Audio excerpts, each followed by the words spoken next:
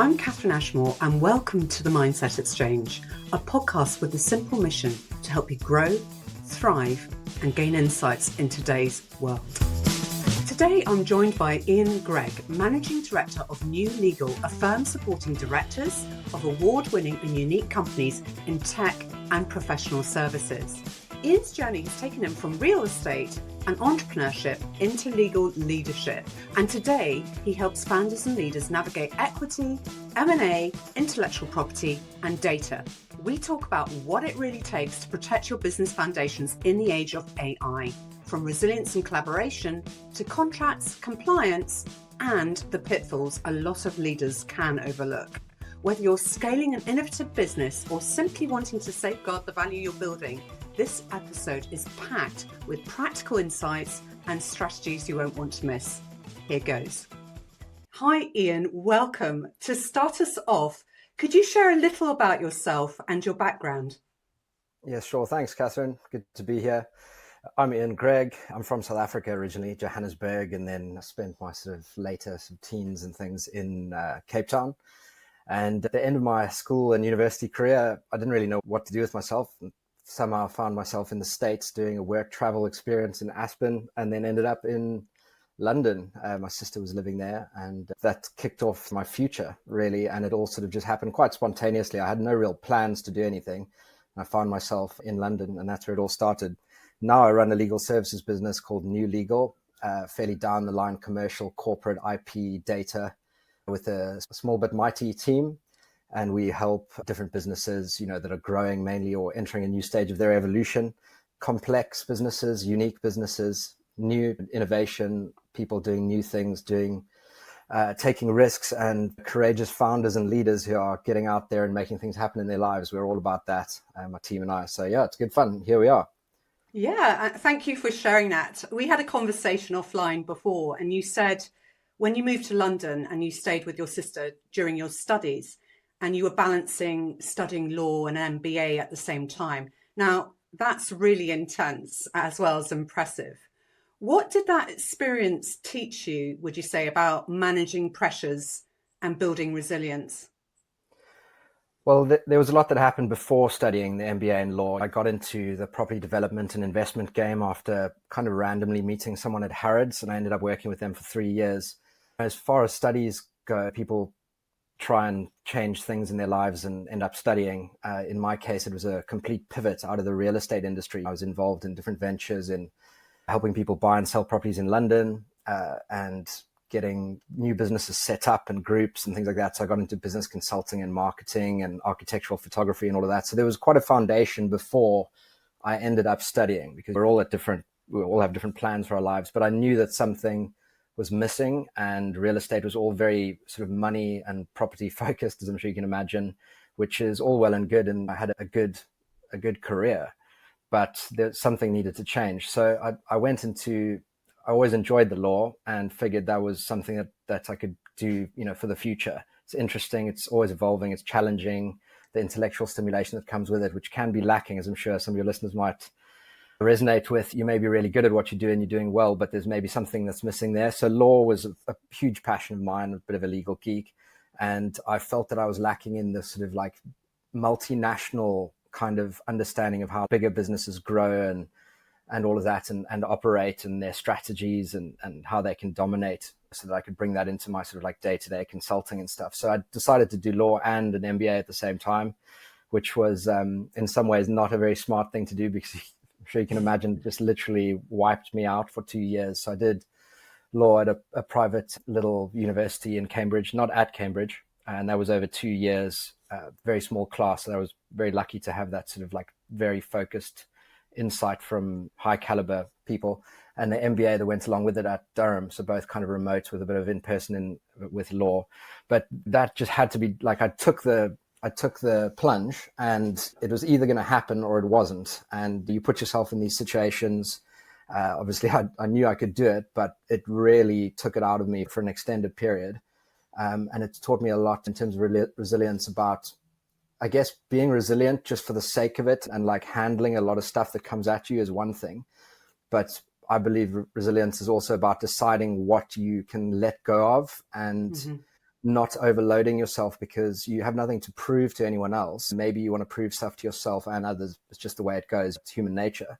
But I knew that grades in certain areas weren't relevant. I wanted to get something specific out of it. And I chose to be resilient enough generally in order to achieve those specific kind of goals that I had from those areas. So if I'd just gone into it like, okay, great, I need to just learn everything, that wasn't going to work. So I kind of let certain areas go and kept very sort of corporate, commercial focused. How could this impact my life and how could it impact my clients?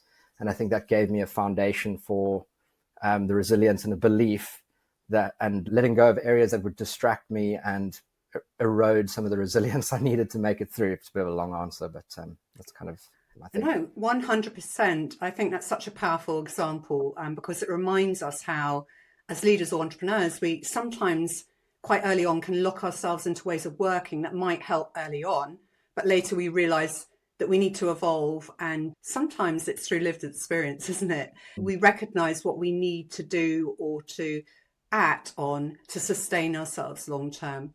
Now, your move into entrepreneurship has been quite a journey. And in coaching, I often see that shift comes when people want to create on their own terms and protect what matters to them most.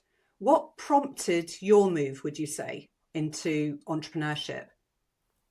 It was a chance kind of encounter with entrepreneurs that kind of set me off in that direction, but I didn't really fit the mold from an early age. So, I tried very hard and, everyone tells you to do certain things in a certain way. And I tried that and I just didn't feel like that was working for me. So it was almost as if the universe was telling me to get out of the kind of like rat race, narrow field of career stuff. So I was very open to different things and I tried lots of different stuff. So I kind of just fell into entrepreneurship and then it worked. You get a sense for like how you can make money off your own knowledge and all of that stuff. And you help other people solve problems and it's fun. Obviously it's an enjoyable thing to do. So it just ended up being me working for others, deciding to take the plunge and do it all myself, take the risk, get a mentor. And that's how it started in real estate and just evolved over a decade in London with different startups and businesses. Thank you for sharing that. And I think actually there's a lot of gold nuggets hidden there about finding out what you're good at, but also being open to other opportunities, but also the idea of mentorship as well. That can be really, really important. It can be quite a lonely experience at the beginning. But I just want to focus now on AI because AI is changing the business landscape fast. What do you see as the top considerations around data use and protection for entrepreneurs right now?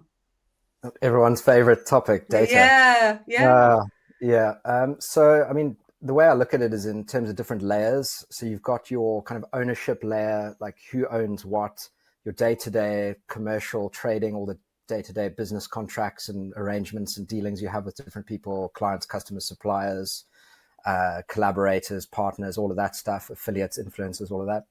AI providers and trainers, AI solutions and tools and tech.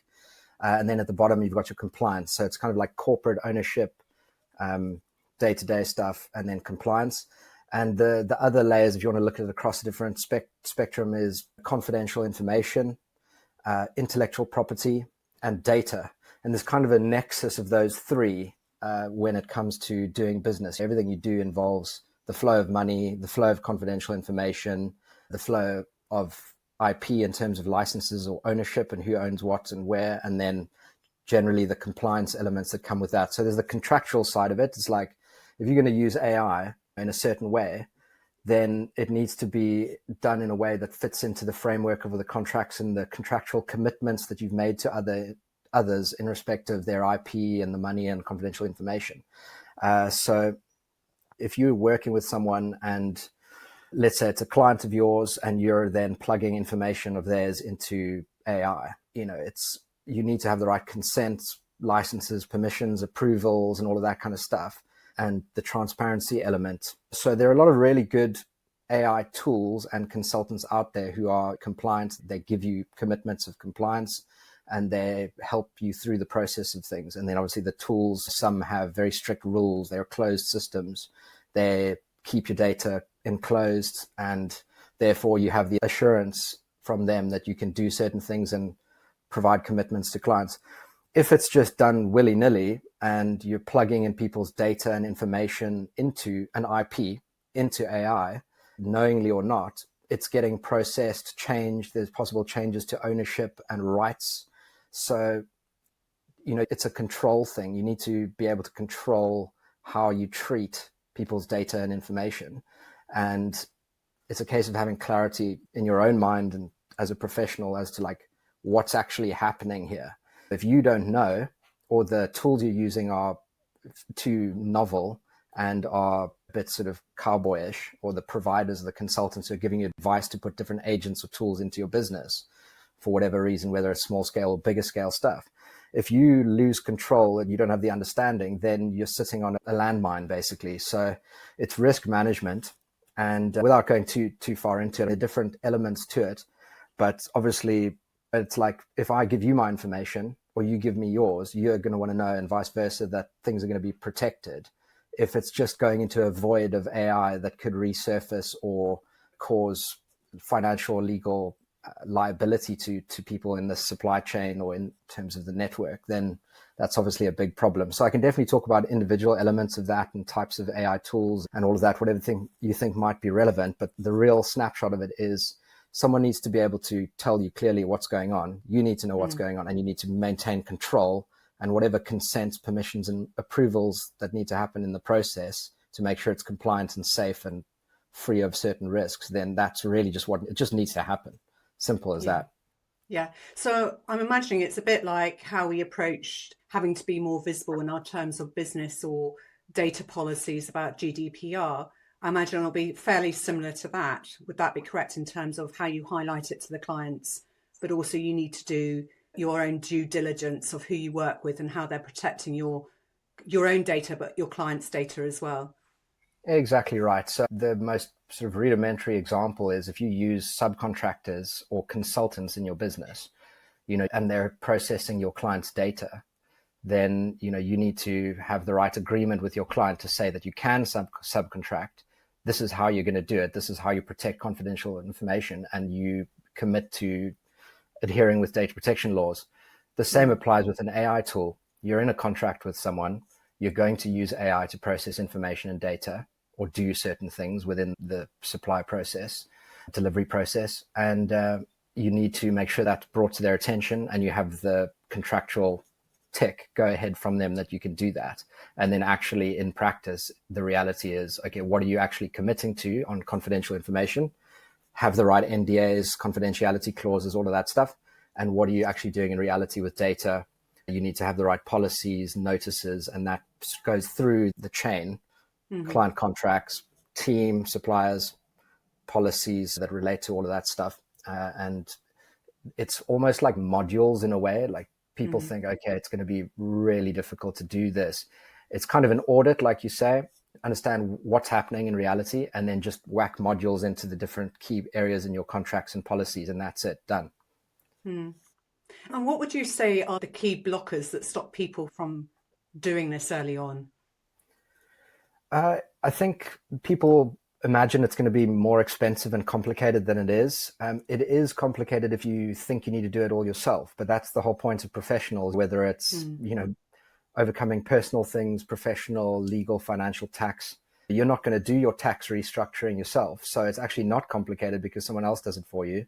It may be expensive depending on how complicated it is, but it's way more expensive if you don't do it in the beginning and things go wrong than if you just take care of it. So it is a blocker in terms of complexity, perceived expense, and the time element. People don't have a lot of time, but it's, in my view, it's a budgeting thing. Create the budget, find someone. There's different levels of professionals, from freelance that are more affordable to smaller professionals, high street and multinational, whatever, corporates that can do this kind of stuff. And if you just find the right one, it'll take care of the expense component. And if you bring them on, it takes care of the time component. And because you're using someone else anyway, it doesn't actually take time or bandwidth in that respect. Yeah. And what about intellectual property? Because obviously that's something that can be a bit woolly about what's protected or not in the current landscape. What should businesses be thinking about to protect their brand and USP as AI develops further from a legal perspective? So the different elements to this, I mean, IP is kind of like the secret sauce or the value. It's the underpinning of your business, intellectual property, uniquely created knowledge, concepts, ideas, frameworks, trade secrets, all of that stuff, some confidential information, databases, contact lists, relationships, all of that stuff falls under IP and confidential information. That is the value. And we all need to protect it, because if we want to maintain value in our business or exit or partner up with other people, you have something valuable there if you've protected it, and you lose the value if you don't protect it. So in the world of AI, some of the tools that people use, they are kind of like they vacuum up ownership and rights from the users. And that doesn't mean that the confidential information you put into it is going to resurface somewhere. But it could be used in order for someone else, a user, the business that owns the AI, to gain some kind of commercial advantage in the marketplace in one way or another. So if you stay in the safe zone and you protect your IP that way, and you make sure that any tools and providers you use are purely, let's call them a platform that doesn't extract any rights from you, then that's all good. And that's really what a lot of them are trying to do, the bigger ones. They'd have a big class action suit on their hands if they were to exploit people's IP or say that they're not, and then they are doing it. So the free stuff, the basic free or very new stuff is dangerous, but the established enterprise, paid, secure, closed systems, things like that, where there's contractual commitments on their part, those are the safe ones. And it's really, are you in the safe zone or are you not in the safe zone? That's your call, and knowing which is crucial. Yeah, I hope that answers that side of it. Oh yeah, the brand side of it. So yeah, you mentioned brand. So the layers are like your brand, trademarks. If you want to trademark your brand, your slogan, catchphrases, product names, frameworks, names of frameworks, that's all trademarks. Trading with the name of something is commercial activity, and that's like what a trademark is, basically. You can register it if it's possible, and that gives you, very strong grounds to get people to stop it if they're being naughty and infringing on your rights by copying or confusing the market about using a similar name, that kind of stuff. You don't have to register your brand name or those different product names and things like that. You still get rights in them. It's just a lot harder to enforce because you don't have that paperwork that says, yes, you are the registered owner of that. It's your property. No one else can do it in the same or similar space. So people who don't register a trademark are putting themselves at risk. If you've developed a lot of goodwill and reputation in your brand and you don't have a registered trademark, that's valuable. But I would always say, if you can, at least get the ball rolling, find someone who can do it, understand what's going on. And then it's a case of the territories that you operate in. If you want to register it in the UK, great. EU for sure. Globally, again, another thing to look at. But there are different ways beyond just the trademark to protect your name. And that's all the domains, URLs, publications, including all that, those trademarks and names and copyright. So across social media, across everywhere you can, to get that digital footprint evidencing your ownership and stake to those names is fundamental. And interestingly, a lot of people don't do that comprehensively. And when it comes to sell, or when your business is valued, those are the gaps that people are going to identify. And then you're scrambling to fill them, and that may not be possible. Yeah, that's really helpful advice for everyone. And I think it's interesting that you mentioned that as well, because often people focus on scaling their offer, for example, without thinking about how to protect their ideas, processes, or brand identity.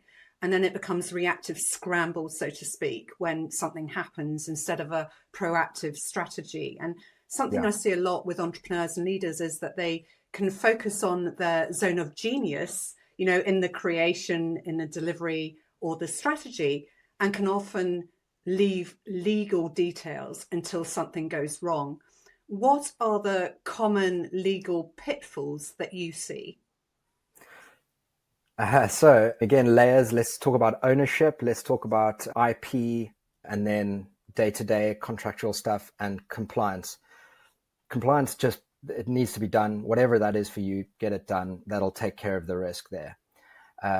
Ownership. A lot of people get together and own a business together as partners, joint ventures, shareholders that own businesses, and basically, not everyone has the right kind of shareholders agreement at the ownership, assuming it's a limited company. They don't have the right agreement in place, or the relationship changes and they haven't updated it, because the reality is nothing's static, things evolve.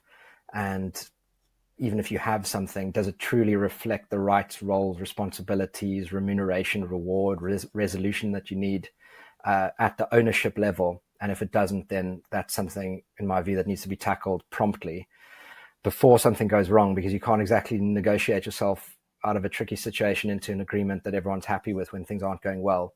And when they are going well, the dynamics change as well. And that's quite tricky to deal with when money is involved and relationships and people's personal lives change and other partners come into the equation, or there's an investor who wants to team up, or a new business partner, or someone looking to buy. So when there's a window, we kind of see it as like the calm before the storm, typically for every business, whether the storm's going to happen in 6 months, a year, 5 years. When you have a window, tackling that, in my view, is critical.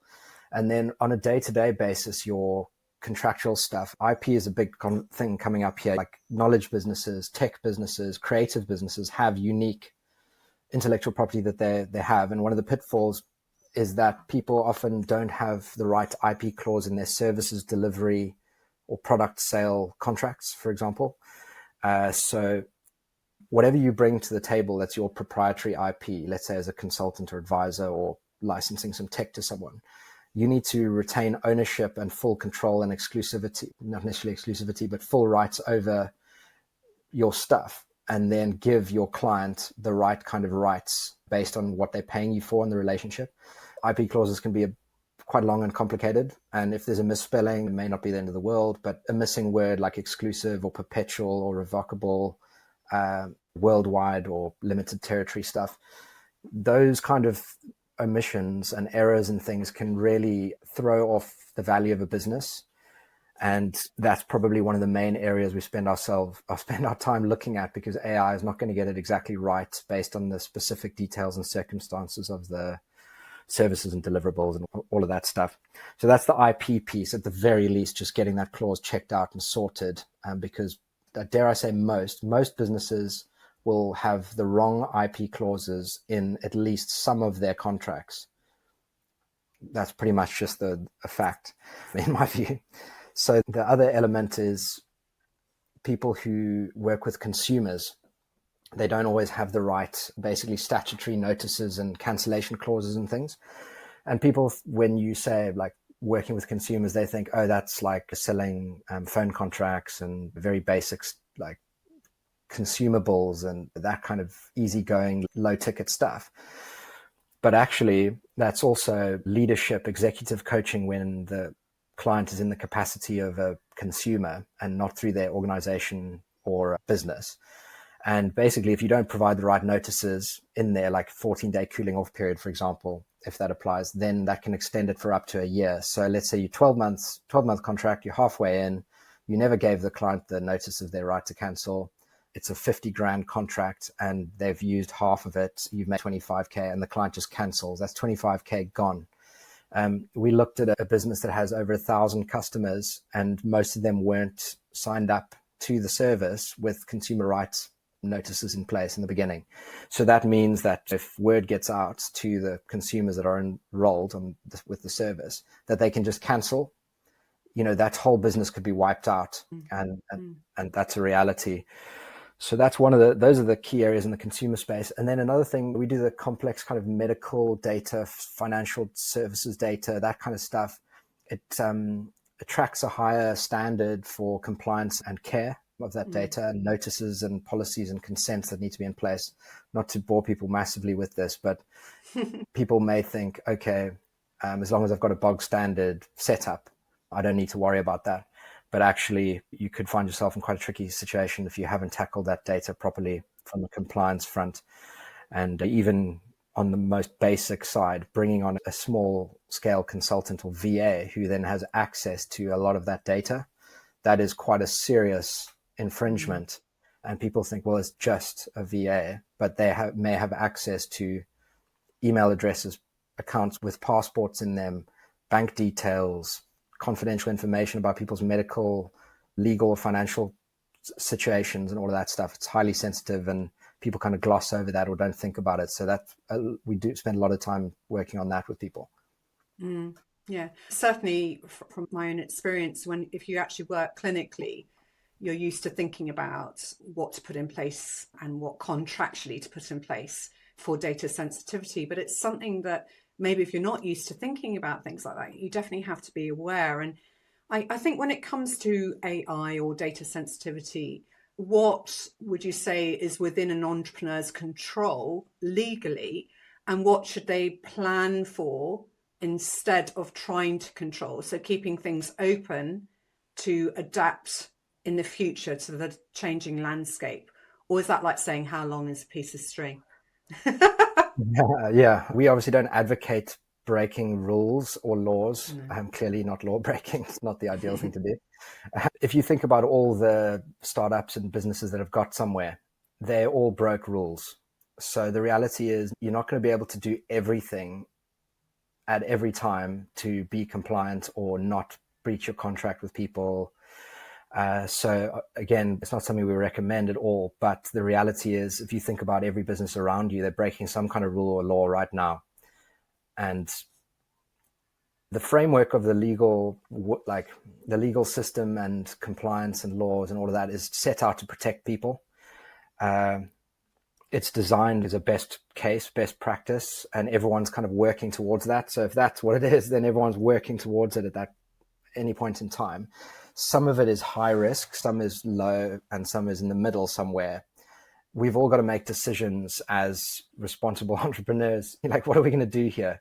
Some of it's really difficult and expensive to take care of. And innovation is the space. If you're changing, you're innovating, and you're doing stuff cross-border with international clients, we can't be expected to do everything. But obviously, as a legal business person, like having pivoted from the entrepreneurship space and working with solicitors and barristers and all of that stuff, like even the best people make mistakes and also choose not to be compliant because they need to get their business to the next stage.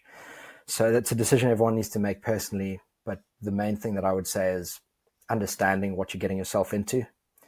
And when it comes to AI or higher risk businesses, higher contract values, and if you're not ring fencing your assets or protecting your personal liability, then you're gambling with things.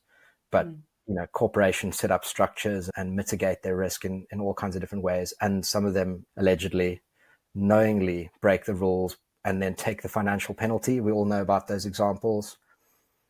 That's not something I suggest anyone does, but that is the reality of the world and business. So we can all do what we can. I guess it's that having that mindset to think it's not what you know, it's what you don't know, and getting that advice and then making your own evaluated decision going forwards, and taking the time to set foundations properly so you can move forwards with confidence rather than fear of what might come undone. That's so important. And you've talked about it, you've alluded to it slightly earlier on. You do a lot of collaborative work and help businesses with partnerships. How do you recommend structuring collaboration agreements to help keep things flexible for future growth? Yeah, flexibility, that's key these days, isn't it? The world's dynamic, relationships and situations change. I guess that's one of the things we really spend a lot of our time thinking about as like new legal. Like, what is the sort of new world of legal? Where does that meet the world of entrepreneurship? And collaboration, partnerships and all that are really big.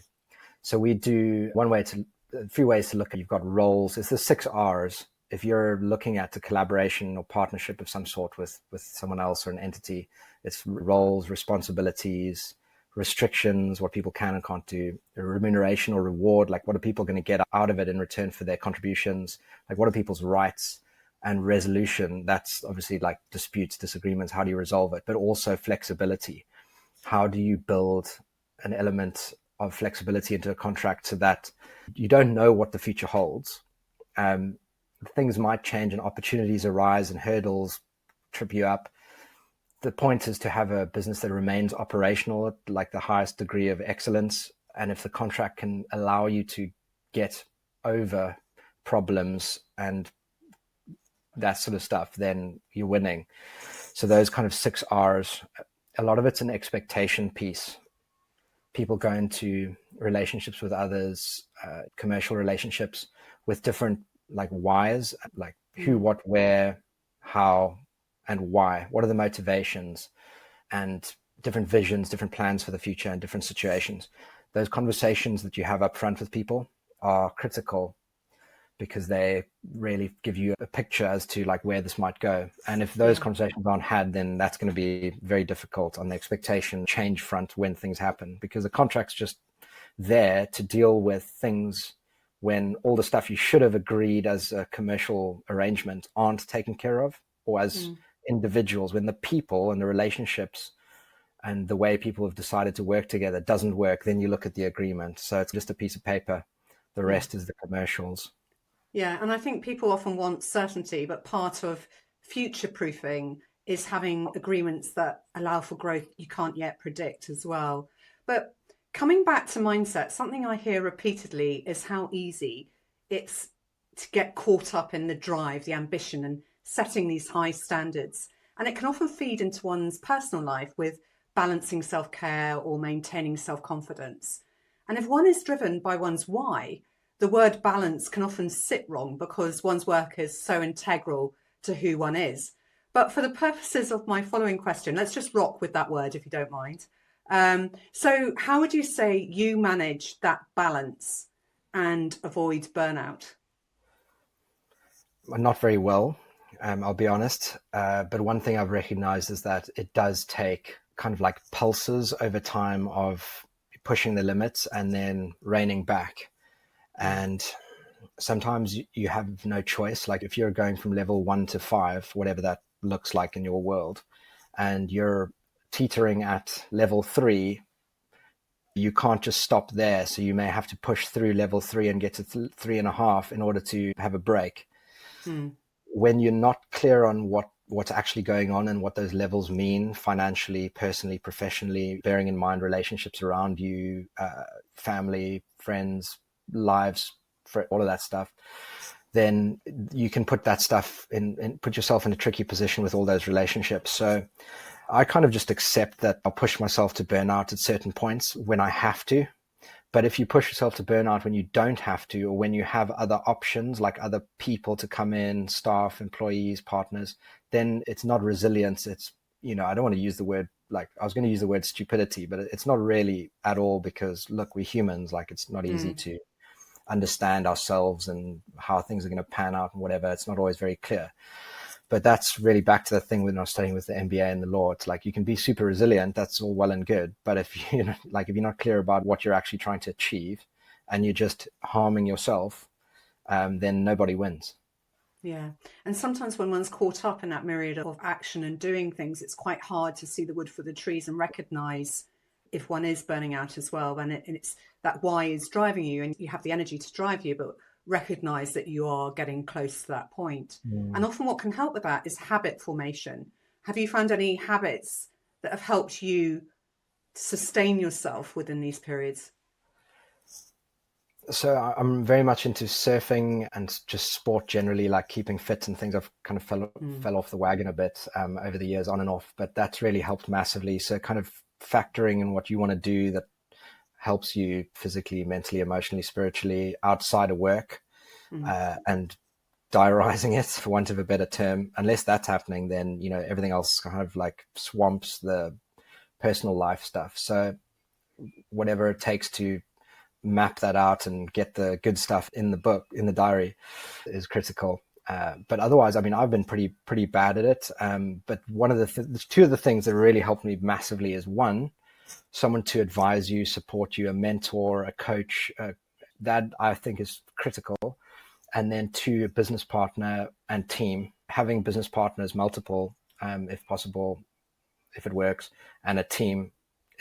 That's the only way to go. Obviously, listeners here may have businesses into hundreds of employees, but people tend to think they need to do everything themselves, and that's not the case on all different levels of us as human beings and professionals. So yeah, that's been a game changer for me to bring me back on track, give me a roadmap, help me kind of like ticking over, and then the rest is internal. It's like, the voice in your head. Are you going to listen at certain times and other times or not? Yeah, well, there's certainly not going to be any arguments from me about getting coaching, but I love that. I love that, because when your energy and focus are protected, your business and leadership naturally strengthen too. So before we wrap up, is there anything that you think business owners and leaders should be keeping an eye out for the future, whether it's legal or AI, that they might not be thinking about right now? Yes, there's definitely lots of stuff that people could be keeping an eye out for. One thing I think I find, as far as legal stuff, they fall into the trap of getting drawn in by shiny objects, false promises, over promises, and whether that's to do with, let's say, making more money, or they just get lured into stuff. And that is the risk. Being kind of like sovereign as you can, and strong and robust about what you will and won't do, the level of risk you will and won't take, and who you will and won't work with. Not to sound like I'm repeating myself. That's really crucial. And then as things hit your desk or arise, opportunities, challenges, what you should and shouldn't be doing. That is your kind of like playbook, personally, risk, courage wise.